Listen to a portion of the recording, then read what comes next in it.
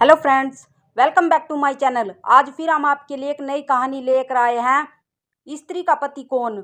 धर्मपुर नाम की एक नगरी थी। उसमें धर्मशील नाम को राजा राज करता था। उसके अंधक नामक का दीवान था। एक दिन दीवान ने कहा, महाराज, एक मंदिर बनवा कर देवी को बिठाकर पूजा की जाए तो बड़ा पुण्य मिलेगा।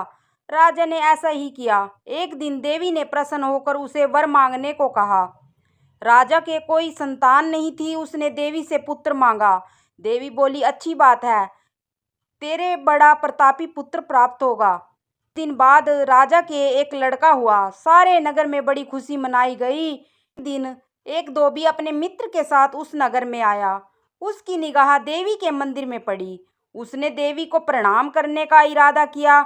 उसी समय उसे एक धोबी की लड़की दिखाई दी जो बड़ी सुंदर थी। उसे देखकर वह इतना पागल हो गया कि उसने मंदिर में जाकर देवी से प्रार्थना की, हे देवी, यह लड़की मुझे मिल जाए। अगर मिल गई तो मैं अपना सिर तुझ पर चढ़ा दूंगा। इसके बाद वह हर लड़की बेचैन रहने लगी। उसके मित्र ने उसके पिता से सारा हाल कहा।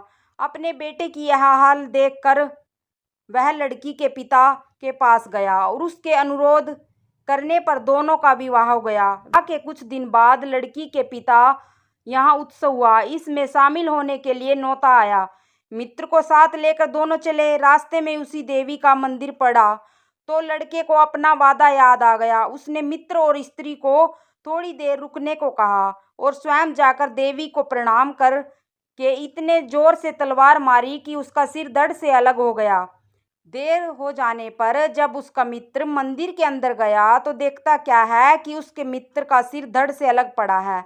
उसने सोचा कि यह दुनिया बड़ी बुरी है। कोई यह तो समझेगा नहीं कि इसने अपने आप शीश चढ़ाया है।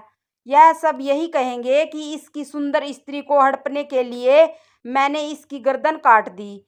इससे कहीं मर जाना अच्छा है। यह सोच उसने तलवार लेकर अपनी गर्दन उड़ा दी।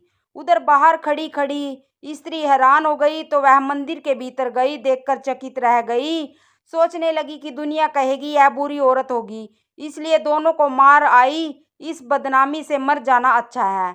यह सोचकर उसने तलवार उठाई और जैसे ही गर्दन पर मारनी चाहिए कि देवी ने प्रकट होकर उसका हाथ पकड़ लिया और कहा, मैं तुझ पर प्रसन्न हूँ, जो चाहो सो मांगो। स्त्री बोली, हे देवी, इन दोनों को जिला दो। देवी ने कहा, अच्छा, तुम दोनों के सिर मिलाकर रख दो। घबराहट में स्त्री ने सिर जोड़े तो गलती से एक का सिर दूसरे के धड़ पर लग गया। देवी ने दोनों को जिला दिया। अब वे दोनों आपस में झगड़ने लगे।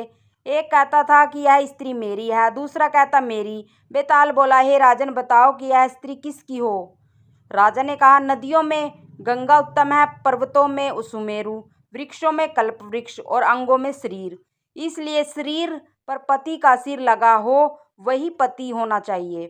इतना सुनकर बेताल फिर पेड़ पर जा लटका। राजा उसे फिर लाया तो उसने 7वीं कहानी सुनाई। Thanks for watching.